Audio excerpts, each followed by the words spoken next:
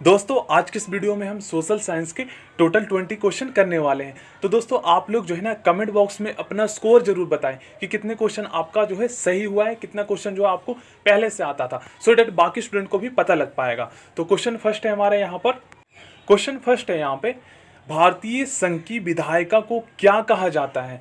तो गाइज आपको पता है कि भारत जो है राज्यों का संघ है। तो यहाँ पे क्वेश्चन क्या पूछा गया है, यहाँ पे क्वेश्चन पूछा गया है भारतीय संघ की विधायिका को क्या कहा जाता है, ठीक है ना। और आप जानते हैं कि सरकार के जो है 3 अंग हैं। पहला तो है हमारा विधायिका, दूसरा जो है हमारा कार्यपालिका और तीसरा जो है हमारा न्यायपालिका, ठीक है ना। कि थोड़ा सा हम यहाँ पर समझ लेते हैं, ठीक है ना। यहाँ पे जो है सरकार के जो 3 मुख्य अंग कौन कौन से हैं। तो पहला तो हमारा होता है विधायिका। देखिए केंद्रीय स्तर पर जो है ना, केंद्रीय स्तर पर जो विधायिका होते हैं उसे हम क्या कहते हैं, संसद कहते हैं। और राज्य स्तर पर जो विधायिका होते हैं उसे हम विधानमंडल या विधानसभा कहते हैं। देख ठीक है ना। अब आप यहाँ पे एक चीज समझिए, विधायिका के क्या कार्य होता है, तो ये भी मैं आपको समझाऊंगा, बट ब्रीफली मैं आपको बता देता हूँ कि विधायिका जो है ना संसद को कहते हैं केंद्रीय स्तर पे। अगर राज्य स्तर पर पूछा जाए तो वो विधानमंडल हो जाएगा, ठीक है ना। अब देखिए विधि विधि विधि और इसी से बना है हमारा विधायिका। तो विधि मतलब होता है कानून नियम, ठीक है ना। तो ऐसी संस्था जहां पर जो है ना कानून का निर्माण किया जाता है या कानून में जो है कुछ बदलाव किए जाते हैं, अमेंडमेंट किए जाते हैं, तो उसे हम क्या कहते हैं, विधायिका। अब केंद्रीय स्तर पर अगर पूछा जाए तो उसे हम संसद कहते हैं। एंड आप लोग जानते ही हैं कि संसद में जो है कानून बनते हैं, कानून पास होते हैं। वहीं पर गाइज कानून में जो है संविधान में अमेंडमेंट भी होता है, ठीक है ना। वही संविधान के अंतर्गत हमारा जो है कानून आता है। संविधान किसे कहते हैं ये तो आपको पता ही है। कानून एंड नियमों का जो है ऐसा मतलब समूह होता है जिसके द्वारा किसी देश के शासन व्यवस्था को चलाया जाता है, ठीक है ना। अब यहाँ पे देखेंगे कार्यपालिका। तो सरकार का जो दूसरा महत्वपूर्ण अंग है वो है कार्यपालिका। कार्यपालिका एक्चुअली क्या करता है ना, विधायिका द्वारा बनाए गए जो कानून होते हैं, नियम होते हैं, उन्हें लागू करवाने का कार्य करते हैं, ठीक है ना। और लागू कौन करता है, पुलिस प्रशासन लागू करता है। अब इसके अंतर्गत जो है ना कार्यपालिका के अंतर्गत राष्ट्रपति आते हैं, प्रधानमंत्री आते हैं और मंत्री आते हैं। इस चीज को आप लोग ध्यान में रखिएगा। बहुत सारे स्टूडेंट को लगता है ना कि यार ये विधायिका के अंतर्गत आते हैं राष्ट्रपति, प्रधानमंत्री और मंत्री, क्योंकि विधायिका को जो हम संसद बोलते हैं, बट ऐसा नहीं है, ठीक है ना। ये चीज याद रखिएगा, बिल्कुल डीपली मैं आपको बता रहा हूँ। उसके बाद आता है हमारा न्यायपालिका। सरकार के 3 अंगों में सबसे महत्वपूर्ण अंग, एंड ये हमारे लिए सबसे ज्यादा महत्वपूर्ण अंग है। क्यों महत्वपूर्ण अंग है, क्योंकि यही जो है हमारे मौलिक जो अधिकार है, ठीक है ना, मौलिक अधिकारों की संरक्षण करता है, मतलब कि हमारे मौलिक अधिकारों की रक्षा करता है, ठीक है ना। और न्यायपालिका को संविधान का संरक्षक के नाम से भी जाना जाता है। क्यों गाइस, क्योंकि देखिए संविधान के, देखिए जो विधायिका होते हैं, जो संसद होते हैं, वो जो है ना उसमें राजनीतिक दल होते हैं। अपने लाभ के लिए तो वो कुछ भी कर सकते हैं, उसका अगर वश चले तो संविधान की पूरी संरचना को ही बदल दे। बट गाइस हमारा जो संविधान है, संविधान के अंतर्गत इस बात का जिक्र किया गया है कि संविधान का जो संरक्षक होगा वो न्यायपालिका होगा। और न्यायपालिका को इतना ज़्यादा शक्ति प्रदान किया गया है कि न्यायपालिका के अंतर्गत जो सर्वोच्च न्यायालय एंड उच्च न्यायालय के जो मुख्य न्यायाधीश होते हैं, इनको हटाने के जो प्रोसेस होते हैं ना, इनको भी काफ़ी ज़्यादा कॉम्प्लिकेटेड किया गया है, सो डैट जो है ये सभी जो भी है विधायिका और कार्यपालिका जो है इसे हटा ना सके, ठीक है ना। क्योंकि आपको पता है विधायिका संसद के अंतर्गत राजनीतिक दल होते हैं और अपने लाभ के लिए जो है संविधान में संशोधन करते ही रहते हैं, ठीक है ना। तो यही है हमारी न्यायपालिका जो है। मान लीजिए संसद में कोई कानून बनाए जाते हैं तो न्यायपालिका उसकी व्याख्या करता है, पढ़ता है और देखता है कि क्या ये लोगों के हितों में है या नहीं है, क्या संविधान के नियमों के खिलाफ है या संविधान के नियमों के अनुसार है। अगर खिलाफ होता है तो उसमें जो है बदलाव करने के लिए जो सिफारिश करता है हमारी न्यायपालिका, ठीक है ना। चलिए तो इसका आंसर आप लोग बताइए, भारतीय संघ की विधायिका को क्या कहा जाता है। तो गाइज अभी मैंने आपको जो है प्लीज अभी मैंने आपको डिटेल में समझाया, तो इसका आंसर गाइज आप लोग कमेंट बॉक्स में दीजिए, ठीक है ना। और यहाँ पे क्या पूछा गया, यहाँ पर केंद्रीय स्तर पे पूछा गया है, तो ये चीज आपको पता होना चाहिए। इसका राइट जो आंसर होगा वो होगा हमारे यहाँ पे ऑप्शन ए संसद, ठीक है ना। और अगर राज्य स्तर पे पूछा जाए तो हमारा विधानमंडल होता, ठीक है ना, सी वाला। अब देखिए क्वेश्चन सेकंड है, यहाँ पे सेम वही क्वेश्चन है, ठीक है ना, अलग तरीके से पूछ लिया गया है। तो गाइस देखिए कई बार जो है ना विधायिका के स्थान पे जो है व्यवस्थापिका को भी रख देंगे, मतलब इस शब्द का वो प्रयोग कर लेंगे, तो इसमें कंफ्यूज नहीं होना है, ठीक है ना। व्यवस्थापिका जो है विधायिका को ही बोलते हैं, क्योंकि विधि निर्माण मतलब कानून निर्माण का जो कार्य करते हैं। अब देखिए इसका राइट आंसर क्या होगा, कमेंट बॉक्स में आप लोग बताइए, ठीक है ना। तो क्वेश्चन थर्ड करते हैं, भारतीय संघ की कार्यपालिका शक्ति निहित होती है किस में, यहाँ पर संघ के संदर्भ में पूछा गया है, ठीक है ना। इस चीज़ को आप लोग ध्यान में रखिएगा, केंद्रीय स्तर पे, सेंट्रल लेवल पे। तो राइट जो इसका आंसर होगा वो होगा ऑप्शन बी, राष्ट्रपति में। और यही अगर क्वेश्चन जो है राज्य के संदर्भ में पूछा जाए तो उसका जो राइट आंसर होगा राज्यपाल, ठीक है ना। यहाँ पे इस चीज़ को आप ध्यान में रखिएगा। कार्यपालिका के जो मुख्य कार्य होते हैं, मतलब कि कार्यपालिका के अंतर्गत जो है राष्ट्रपति और राज्यपाल आते हैं। तो केंद्रीय स्तर पर हमारा राष्ट्रपति आ जाएगा और राज्य स्तर पे राज्यपाल आ जाएगा, ठीक है ना। मुख्यमंत्री आप लोगों को नहीं करना और ना ही प्रधानमंत्री करना है। चलिए इसका आंसर आप लोग कमेंट बॉक्स में दीजिए, क्योंकि अभी मैंने आपको समझाया है। चलिए क्वेश्चन नंबर 5 करते हैं। तो राष्ट्रपति किसी भी व्यक्ति को क्षमा कर उसे पूर्ण दंड से बचा सकते हैं या फिर उसकी सजा कम करवा सकते हैं। तो कौन से अनुच्छेद के अनुसार या कौन से अनुच्छेद के तहत उनके जो मृत्यु दंड होते हैं जो दोषी के, उनको भी कम कर सकते हैं, उनको सामान्य सजा में बदल सकते हैं। तो इसका राइट आंसर क्या होगा? तो इसका जो राइट आंसर है ऑप्शन बी, अनुच्छेद 72 के अनुसार या तहत। क्वेश्चन नंबर 6 करते हैं। संसद के स्थायी सदन के रूप में जाना जाता है, किसे जाना जाता है? लोकसभा को। तो आपको पता ही है कि लोकसभा जो है ये स्थायी सदन नहीं है, क्योंकि हर 5 साल बाद जो है सरकार बदलती है, ठीक है ना। वहाँ पर जो है आम चुनाव के बाद आपको पता ही है कि प्रधानमंत्री का जो है चुनाव होता है। आम चुनाव जो है एक प्रकार से प्रधानमंत्री का ही चुनाव होता है। अब यहाँ पे देखेंगे राज्यसभा, विधानसभा, विधानमंडल।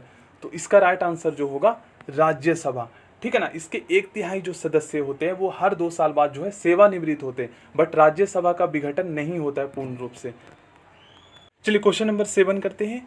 हाउस ऑफ द पीपल के रूप में जाना जाता है, ठीक है ना। यहाँ पर जो है हाउस ऑफ द पीपल, मतलब यहाँ पर जो है पीपल के संदर्भ पूछा गया, ठीक है ना, पीपल के रूप में। तो देखिए आपको पता है कि जो लोकसभा जो होते हैं, लोकसभा के अंतर्गत जो भी सदस्य होते हैं वो एक प्रकार से जो है ना लोगों द्वारा प्रत्यक्ष रूप से चुने हुए जाते हैं, ठीक है ना। ये चीज़ आप समझिए, क्वेश्चन को अगर आप सही से समझेंगे ना तो आंसर आप दे पाएंगे। Option A Lok Sabha, option B Rajya Sabha, option C Vidhan Sabha, option D Vidhan Mandal. तो देखिए यहाँ पर जो है ना इसका राइट जो आंसर होगा वो होगा ऑप्शन ए, लोकसभा को जो है हाउस ऑफ द पीपल के रूप में भी जाना जाता है।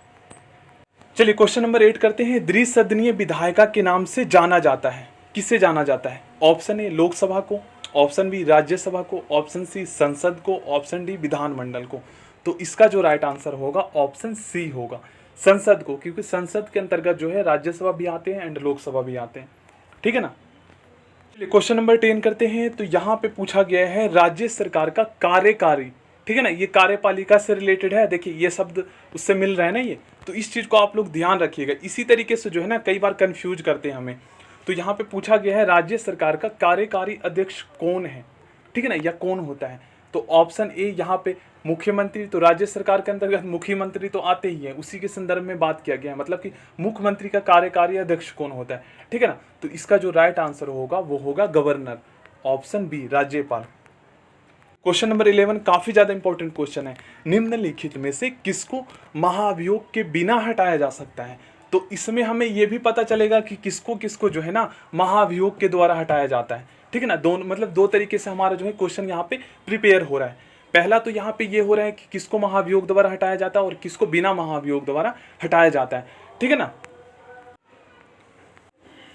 तो क्वेश्चन है यहाँ पे निम्नलिखित में से किसको महाभियोग के बिना हटाया जा सकता है, ठीक है ना। ऑप्शन ए भारत के राष्ट्रपति को, ऑप्शन बी भारत के मुख्य न्यायाधीश को, ऑप्शन सी किसी राज्य के राज्यपाल को, ऑप्शन डी मुख्य निर्वाचन आयुक्त को। तो देखिए गाइस, निम्नलिखित में से किसको महाभियोग के बिना हटाया जा सकता है? तो इसका जो राइट आंसर है वो है ऑप्शन सी, किसी राज्य के राज्यपाल को जो है ना बिना महाभियोग के द्वारा हटाया जा सकता है। एक्चुअली महाभियोग प्रोसेस क्या है ना ये मैं आपको समझा दूंगा इसी वीडियो में, ठीक है ना। एक्चुअली ये काफी ज्यादा कॉम्प्लिकेटेड प्रोसेस है, ऐसा इसलिए संविधान में रखा गया है क्योंकि देखिए और बाकी ये जो 3 है ना, भारत के राष्ट्रपति को, भारत के मुख्य न्यायाधीश को, मतलब कि भारत के मुख्य न्यायाधीश सर्वोच्च न्यायालय एंड उच्च न्यायालय के, ठीक है, एंड मुख्य निर्वाचन आयुक्त के। तो देखिए मेनली मैं आपको बताऊं तो भारत के मुख्य न्यायाधीश जो है इनको मतलब कि इतना महाभियोग के द्वारा ही हटाया जा सकता है। ऐसा क्यों? ऐसा इसलिए गाइस क्योंकि देखिए अगर ये राजनीतिक दल मतलब कि अगर इनके मतलब कि इनके लाभ के लिए अगर ये कार्य नहीं करते तो ये तो हर महीने बाद ही जो है इनको हटा देते। ऐसा होता है ना, मान लीजिए और भी बहुत सारे हैं जैसे CBI होंगे और भी होंगे, उनको हटा देते होंगे अगर उनके लिए काम नहीं करते हैं तो। बट यही यहाँ पे देखेंगे, ऐसा इसलिए किया गया क्योंकि आपको पता है कि संविधान जो है हमारे मौलिक अधिकारों की रक्षा करता है और ये व्याख्या करता है, संसद में जो भी कानून बनाए जाते हैं, जो भी अमेंडमेंट किए जाते हैं, उन पर नज़र रखता है कि कहीं ये संविधान के नियमों के खिलाफ तो नहीं है। तो इसलिए इसका प्रोसेस काफ़ी ज़्यादा हार्ड रखा गया है, ठीक है ना। अब यहाँ पे देखिए महाभियोग का जो प्रोसेस है वो संसद में जाता है और वहाँ पर जो है ना राज्यसभा एंड लोकसभा में आपको पता ही है कि उसके अंतर्गत जो है जो विरोधी दल भी होते हैं, ठीक है ना। तो विरोधी दल भी वोटिंग करते हैं इनको हटाने के लिए। ऐसा नहीं है कि केवल बहुमत वाले जो मतलब कि पार्टी है उसके अंतर्गत जो भी एमएलए आते हैं, सॉरी जो भी उसके अंतर्गत मेंबर्स आते हैं, पार्लियामेंट के मेंबर्स आते हैं, केवल वही वोटिंग करते हैं, नहीं। यही तो प्रोसेस रखा गया है सो डैट, क्योंकि राजनीतिक दल अपने लाभ के लिए तो उनके पास ज़्यादा बहुमत है तो वो तो पास कर लेंगे जो भी महाभियोग के अंतर्गत जो भी वोटिंग होता है।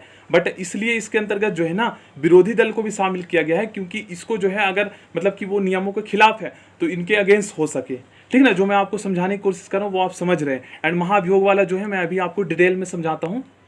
चलिए क्वेश्चन नंबर 12 करते हैं। राज्यपाल राज्य में, ठीक है ना, गवर्नर राज्य में किसका प्रतिनिधि होता है?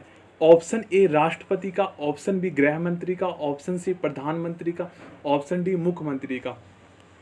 तो गैस इसका जो राइट आंसर होगा ना ऑप्शन ए होगा, राष्ट्रपति का, ठीक है ना। वास्तविक अर्थों में अगर देखा जाए तो एक्चुअल में ये जो है ना गृह मंत्री और प्रधानमंत्री का होता है क्योंकि एक प्रकार से नामात्र का ही जो है राष्ट्रपति है भारत में, अगर वास्तविक अर्थों में देखा जाए, क्योंकि इन्हीं के अधीन जो है काम करना पड़ता है, इन्हीं की बातों को सुनना पड़ता है। क्योंकि मान लीजिए कोई अमेंडमेंट हो रहा है या कुछ भी हो रहा है तो उसमें अगर साइन करना हो तो कहीं ना कहीं जो है ना गृह मंत्री और प्रधानमंत्री की सलाह पर ही जो है मतलब गुप्त रूप से मशवरा करने के बाद ही जो है ना राष्ट्रपति जो है इन चीज़ों को मतलब कि सहमति देता है। ये रियलिटी है मैं आपको जो बता रहा हूँ, ठीक है ना।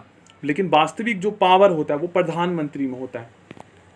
बट इसका जो आंसर होगा वो हमारा राष्ट्रपति होगा, ठीक है ना। आप इन प्रधानमंत्री और गृह मंत्री का आंसर जो है राइट ना करें, ठीक है ना, राष्ट्रपति का होगा क्योंकि राष्ट्रपति का सम्मान और आदर जो है भारत में सर्वोच्च है, आपको पता ही है। तो क्वेश्चन नंबर 13 करते हैं एंड ये काफ़ी ज़्यादा इंपॉर्टेंट है, ठीक है ना। आपको पता ही है अंतर्राष्ट्रीय मतलब कि अंतर्राष्ट्रीय संगठनों से भी क्वेश्चन पूछे जाते हैं मोस्टली।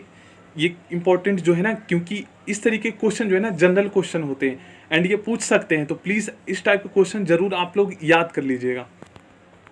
यहाँ पर पूछा गया है अंतर्राष्ट्रीय न्यायालय में न्यायाधीशों की नियुक्ति कितने वर्ष के लिए होती है? तो देखिए अंतर्राष्ट्रीय न्यायालय जो है ना नीदरलैंड के हेग में स्थित है, ठीक है ना, हेग शहर में स्थित है।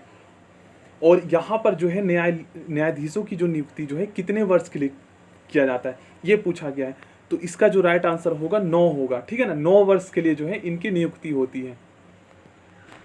एंड इसमें जो टोटल न्यायाधीश होते हैं, ठीक है ना, अलग अलग देशों से वो 15 होते हैं, ठीक है ना, याद रखिएगा 15।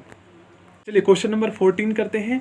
तो वीटो जिसे हम निषेधाधिकार बोलते हैं शक्ति कितने देशों को प्राप्त है? तो आपको पता है संयुक्त राष्ट्र संघ में जो है टोटल 5 स्थायी देश है एंड इन 5 स्थायी देशों को जो है ना वीटो की शक्ति प्राप्त है। मतलब कि यदि किसी विश्व स्तर पर जो है ना किसी फैसले पर सहमति लेनी हो, मतलब कि कोई फैसला लेना हो, तो वहाँ पर जो है ना 5 स्थायी सदस्य देशों की जो है ना वहाँ पर वीटो 5 स्थायी सदस्य देशों की जो है सहमति बहुत जरूरी है। अगर उनमें से एक सदस्य देश भी मतलब वीटो शक्ति निषेधाधिकार का प्रयोग करते हैं तो वो जो प्रस्ताव है वो पास नहीं होंगे, मतलब सहमति नहीं बन पाएगी, ठीक है ना। तो इसका जो राइट आंसर जो होगा ऑप्शन बी 5। इसमें हमारा चीन आ जाता है, फ्रांस आ जाता है और इसमें रूस आ जाता है हमारा, ठीक है ना। फ्रांस 1 हो गया, चीन 2 हो गया, इसमें रूस हमारा 3 हो गया। उसके बाद चौथे नंबर पे जो है हमारा एंड लास्ट जो 2 है ब्रिटेन और अमेरिका, ठीक है ना। एंड ये जो सदस्य है इनका जो है कार्यकाल नहीं है, मतलब कि ये जीवन भर के लिए है,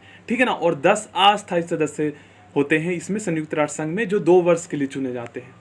क्वेश्चन नंबर 15 है सबसे अधिक बार वीटो का उपयोग किस देश ने किया है?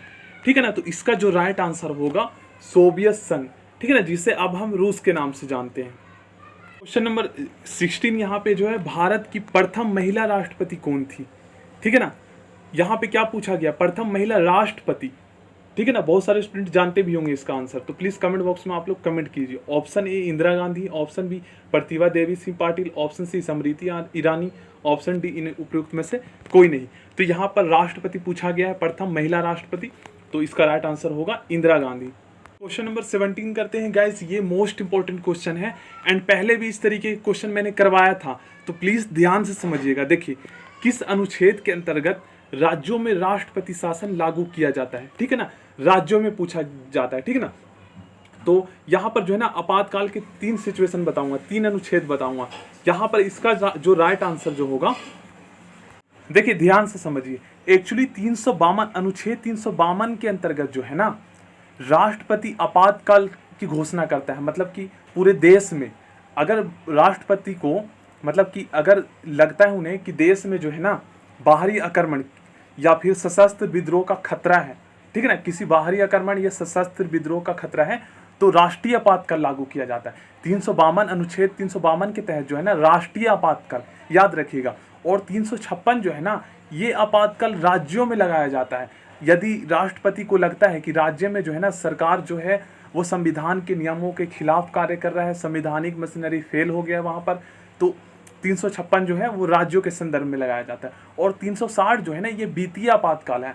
यदि राष्ट्रपति को लगता है कि देश में वित्तीय संकट जो है आ सकता है, तो इस सिचुएशन में 356 लागू किया जाता है, ठीक है ना। ये तीनों काफ़ी ज़्यादा इंपॉर्टेंट है, तो प्लीज़ याद रखिएगा। तो क्वेश्चन नंबर 17 में पूछा गया है राज्यों में, तो ऑप्शन बी इसका सही हो जाएगा। चलिए तो क्वेश्चन नंबर 18 करते हैं। काफ़ी ज़्यादा इंपॉर्टेंट क्वेश्चन है ये। भारत में आपातकाल का सिद्धांत किस देश से लिया गया है, ठीक है ना। Option A Britain, option B America, option C Germany, option D Africa. तो इसका जो राइट आंसर होगा ऑप्शन सी होगा, जर्मनी के संविधान, जिसे हम बीमर के नाम से भी जानते हैं, ठीक है ना। क्वेश्चन नंबर 19 करते हैं एंड ये काफ़ी ज़्यादा इंपॉर्टेंट क्वेश्चन है। नीति आयोग की स्थापना कब की गई, ठीक है ना।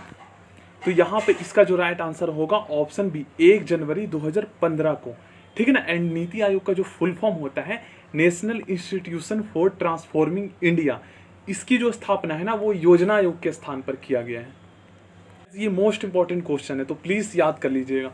सबसे पहले राष्ट्रपति शासन किस राज्य में लगा था, ठीक है ना। तो इसका जो राइट आंसर होगा ऑप्शन ए होगा, पंजाब में। देखिए, आज़ादी के बाद पंजाब वह राज्य था जहां राष्ट्रपति शासन लगाया गया था, ठीक है ना। कांग्रेस में फूट की वजह से यहाँ 20 जून 1951 से 17 अप्रैल 1952 के बीच राष्ट्रपति शासन लगाया गया था, ठीक है ना, याद रखिएगा। So thank you friends, next video मिलते हैं। चैनल को सब्सक्राइब करके बेल आइकन को प्रेस कर लीजिएगा, क्योंकि जैसे ही मैं वीडियो अपलोड करूंगा तो आप तक नोटिफिकेशन मिल जाएगा।